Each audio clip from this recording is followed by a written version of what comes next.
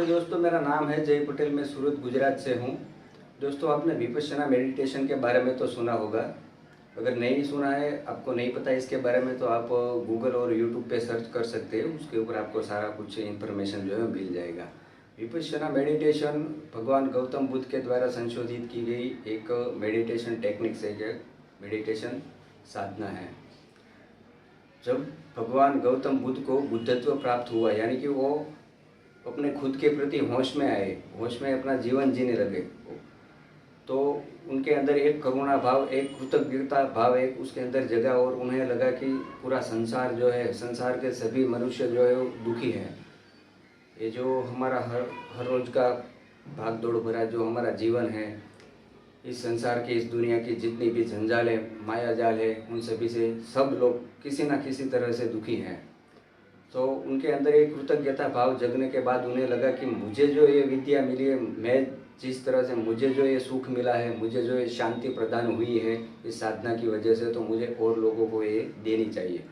तो इस संकल्प के साथ वो भ्रमण करने के लिए निकल पड़े और पूरे देश में, पूरे भारत देश के अंदर और उसके अलावा पूरे विश्व में वो भ्रमण करने लगे और इस विपश्यना साधना को बांटने लगे, लोगों को सिखाने लगे। तो दोस्तों, कुछ अरसे तक तो ये गुरु शिष्य परंपरा में अपने शुद्ध रूप में वो चलती रही। जब हमारे भारत के महान सम्राट राजा अशोक, सम्राट अशोक, उस टाइम पे खुद सम्राट अशोक ने भी ये साधना की थी। और जो हमारे तिरंगे के अंदर जो बीच में अशोक चक्र है ना, जिसको हम अशोक चक्र के नाम से पहचानते हो, जो 24 आरे वाला अशोक चक्र है, वो धर्म का प्रतीक है, धर्म का चिन्ह है। वो इसी विपश्यना साधना से आया हुआ है। तो उस टाइम पे सम्राट अशोक ने भी इस विपश्यना साधना को फैलाने में और लोगों की सुखाकारी बढ़ाने में उनका भी बहुत अच्छा सा योगदान रहा है। तो कुछ अरसे के बाद और कुछ आक्रांता शासनों के बाद इसके अंदर मिलावट होने लगी। पाखंडी लोग इसके अंदर मिलावट करने लगे और अपने शुद्ध रूप में नहीं टिक पाई और पूरे विश्व में से वो गायब हो गई, लुप्त हो गई।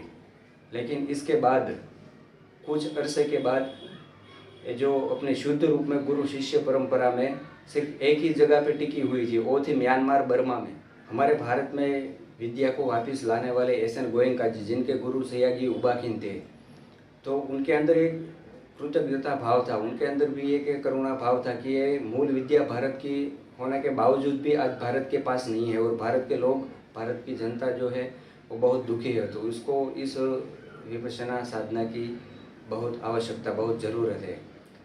वो कई समय से ये सोच रहे थे, विचार कर रहे थे, लेकिन वो आ नहीं पा रहे थे भारत में ये विद्या लेकर के। तो उसके बाद जब एस.एन. गोयनका जी ने उनसे ये दीक्षा प्राप्त की, ये विद्या सीखी, तो उनको ये जिम्मेदारी सौंपी कि आप इस विद्या को लेकर के भारत में जाओगे और भारत के लोगों को ये सिखाओगे, उसको प्रदान करोगे। उसके बाद एस.एन. गोयनका जी 1917 में, यानी कि 1917 में वो इस विद्या को भारत में लेकर के आए। जब उन्होंने भारत की धरती पे ज़मीन पे पाँव रखा, तो यहाँ का सारा जो वातावरण था वो सब उसके अंदर चेंज आ गया और बहुत ही एक, क्या बोलते कि अलौकिक तरीके का माहौल हो चुका था।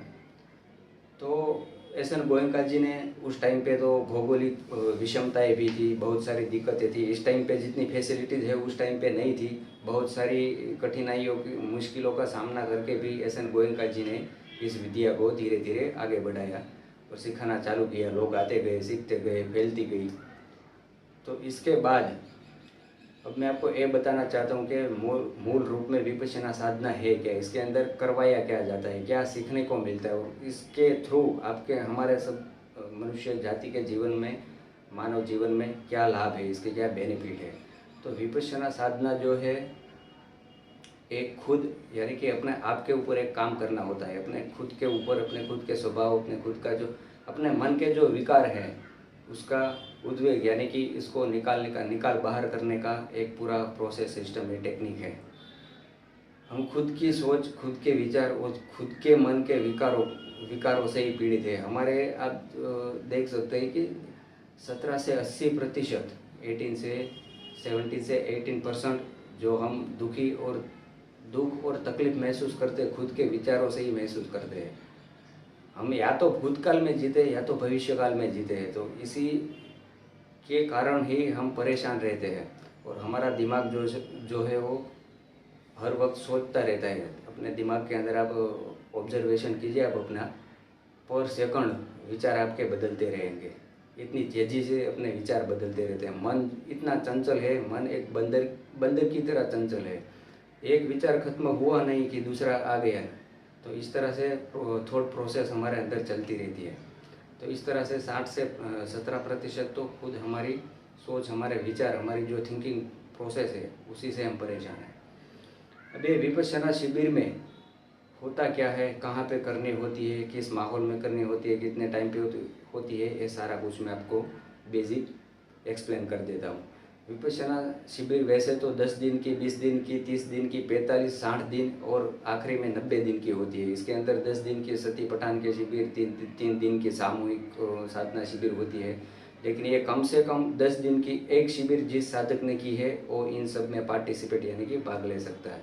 और धम्म सेवा यानी कि जो साधना सेंटर जो होता है, विपश्यना सेंटर होता है, वहाँ पे साधकों के लिए और जो शिविर सिखा रहे हैं वो सहायक आचार्य, उनको किसी भी तरह के मतलब चालू शिविर में या 10 दिनों के दरमियान उसको जो कुछ भी अगर ज़रूरत पड़े तो वहाँ पे ये धम्म सेवक यानी कि स्वयं सेवक, हम अपनी भाषा में बोल सकते हैं स्वयं सेवक, वो सेवा देने के लिए जाते हैं। क्योंकि उनके अंदर कृतज्ञता भाव दिन प्रतिदिन बढ़ता जाता है कि ये जैसे ही ये साधना कर लेते हैं और कुछ शिविरें कर लेते हैं तो उसका स्वभाव चेंज होने लगता है ना। तो सारा कुछ प्रोसेस जो होता है इस तरह से रहता है साधकों का। तो इसके अंदर क्राइटेरिया होता है। अगर आपको दीर्घ शिविर या बड़ी शिविर में पार्टिसिपेट करना है, भाग लेना है, तो इसके अंदर कुछ क्राइटेरिया होते हैं, वो आपको फॉलो करने होते, इसको आपको क्रैक करने होते हैं, उसके बाद ही आपको इसके अंदर एडमिशन मिलता है।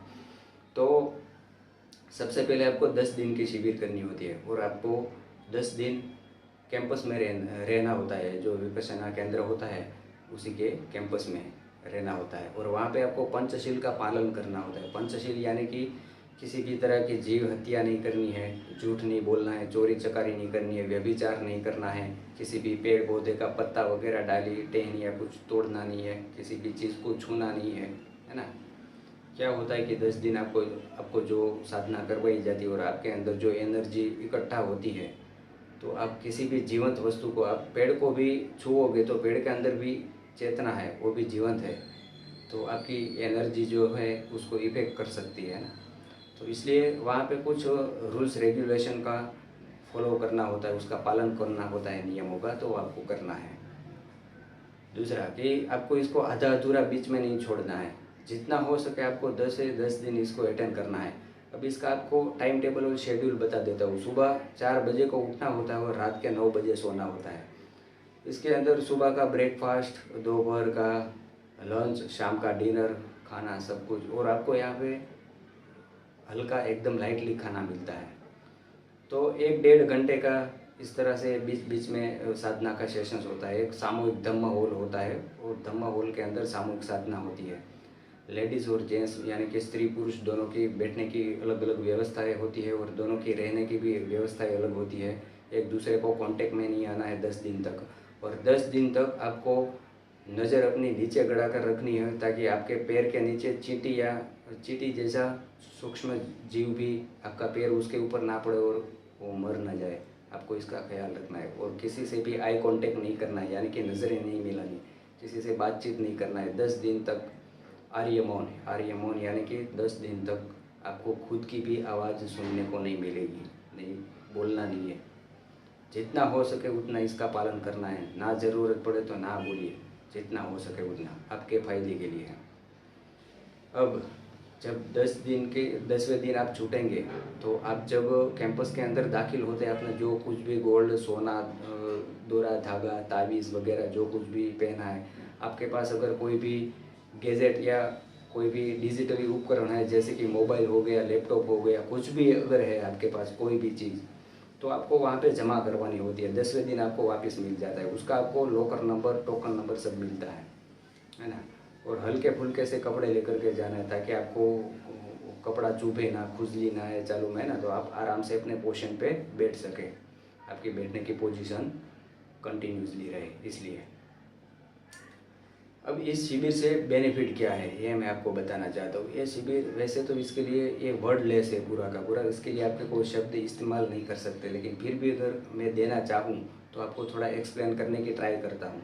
क्योंकि हमारे ऋषि मुनि जो हो गए प्राचीन काल में, तो उन लोगों ने भी इस मार्ग पर वो चले, उन लोगों ने भी, वो लोग भी साधना करके उसके अंदर परिपक्व हुए, पके, लेकिन उन लोगों ने भी मनुष्य जाति को ये देना चाहा, उसको एक्सप्लेन करना चाहा, लेकिन वो कर नहीं पाए। लेकिन फिर भी उन्होंने ट्राई किया कि जो हमारे हम बोलते हैं ना कि आचार संहिताएँ है, धर्म ग्रंथ है ना, पुराण है, वेद है, उपनिषद है, तो उसके अंदर उल्लेख है इन सब का।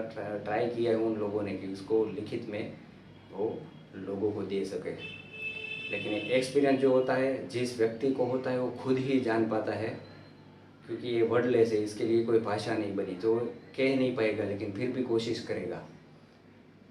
ये चीज़ वो है कि जब आपको घटित होती है, आपके साथ एक घटना घटित होती है जिसको हम बुद्धत्व प्राप्त होना, यानी कि आप खुद के प्रति जागरूक होना, आपको अपना खुद का एहसास होना, आपका जो अंतरात्मा है, आप खुद से मिलते हैं, आप सब कुछ खोकर अपने आप को पा लेते हैं। इस तरह के वर्ड्स इसके लिए यूज हो सकते हैं। तो होश में होना, होश में अपना जीवन जीना, होश में आ जाना और खुद के प्रति सभानता के साथ अपना जीवन जीना, इसी को बोलते हैं बुद्धत्व, है ना। अभी जो हम अपना जीवन जी रहे हैं, ये भाग दौड़ भरी ज़िंदगी है, तो हम पूरे बेभान अवस्था में, यानी कि मूर्छित अवस्था में अपनी ज़िंदगी जी रहे हैं। लेकिन इसका कोई, जब अब ये शिविर के अंदर पार्टिसिपेट करेंगे, भाग लेंगे, तो ये जो विपश्यना है वो आप हर दम एनी टाइम कर सकते हैं, कभी भी, उठते बैठते, खाते पीते, सोते घूमते, है ना। क्योंकि ये आपकी परछाई की तरह बन जाती है। जैसे आपकी परछाई आपके शरीर का साथ नहीं छोड़ पाती चाहने पर भी, इसी तरह ये आपके अंदर, आपके जहन में बैठ जाती है, आपके खून के अंदर, आपके लहू के अंदर ये बैठ जाती है। जैसे खून पूरी बॉडी में सर्कुलेट करता है, सर से लेकर पाँव तक, ठीक उसी तरह ये साधना होती है। तो इसके अंदर आपको क्या करना होता है, 10 दिन, इसमें सबसे पहले 3.5 दिन आपको आनापानसति की साधना करवाई जाती है। आनापानसति यानी कि आपको खुद के सांस के ऊपर, यानी कि खुद का जो सांस आता जाता है उसके ऊपर आपको कंसंट्रेशन करना है, ध्यान देना है ना। तो 3.5 दिन तक आपको ये इसके ऊपर कंसंट्रेशन, ध्यान करवाया जाता है। जैसे 3.5 दिन खत्म होते हैं तो उसके बाद आपको विपश्यना दी जाती है, यानी कि विपश्यना साधना करनी होती है। उसके अंदर आपको खुद की चेतना को, खुद के ध्यान को सर से लेकर पाँव के तलवे तक दौड़ाना होता है। जैसे हम जेरोक्स मशीन में स्कैन नहीं करते, जैसे जेरोक्स मशीन में स्कैनिंग होता है जेरोक्स का, कागज़ का, ठीक उसी तरह अपनी बॉडी को स्कैन करना होता है पूरा का पूरा, है ना। और अपने चित्त को उसी में लगा कर रखना होता है।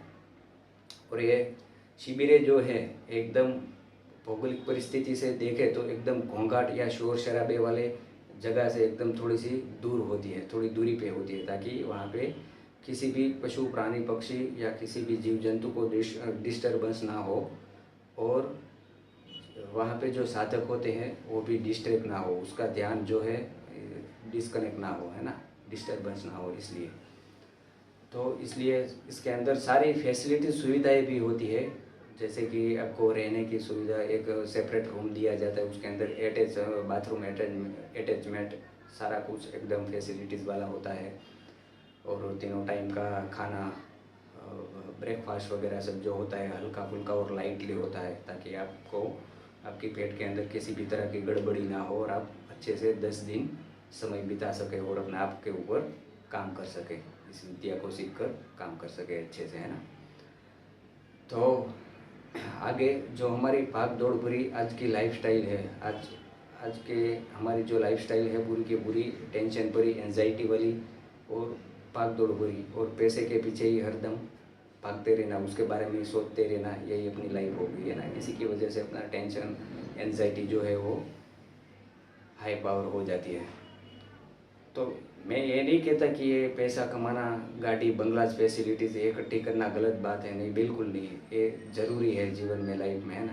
लेकिन इसके पीछे हम इतना सोचते रहते कि हम पागल बने जा रहे हैं, है ना। इतना हम अपने दिमाग के ऊपर स्ट्रेस लेते हैं, इतना दबाव डालते हैं, सोच सोच कर इतना हम खुद के प्रति खुद के लिए हम जो दुख के रिसोर्सेज है उसके कारण है वो उत्पन्न कर लेते हैं। तो इस शिविर के थ्रू होगा क्या, ये शिविर जब आप करेंगे, करके आएंगे, साधना तो आप तो आपने सीख ली, अब इसको आप हरदम हर वक्त कर सकते हैं, आपके साथ ही है। मैंने जैसे कहा, उठते बैठते खाते पीते सोते हर एक्टिविटीज़ आप अपना काम करते समय भी आप इसको जैसे ही आपको याद आ जाए, जैसे आप होश में आ जाओ तो आप इसको कर सकते हैं, आप इसके साथ चल सकते हैं अपने शरीर के अंदर ही, क्योंकि बाहर तो किसी को पता नहीं चलेगा, जो कुछ है आपके अंदर है, तो आपके अंदर ही आपको देखना है, खुद के अंदर ही फोकस करना है, खुद के ऊपर ही आपको कंसंट्रेशन करना है ना। तो हरदम आपके साथ है, आपकी परछाई की तरह। इनसे क्या होगा कि आपके जन्म जन्मांतर के और आपके इस जीवन के जो कुछ भी संचित कर्म हैं और इनके आपके मन के जो कुछ भी विकार है वो विकार धीरे धीरे निकलने लगते हैं।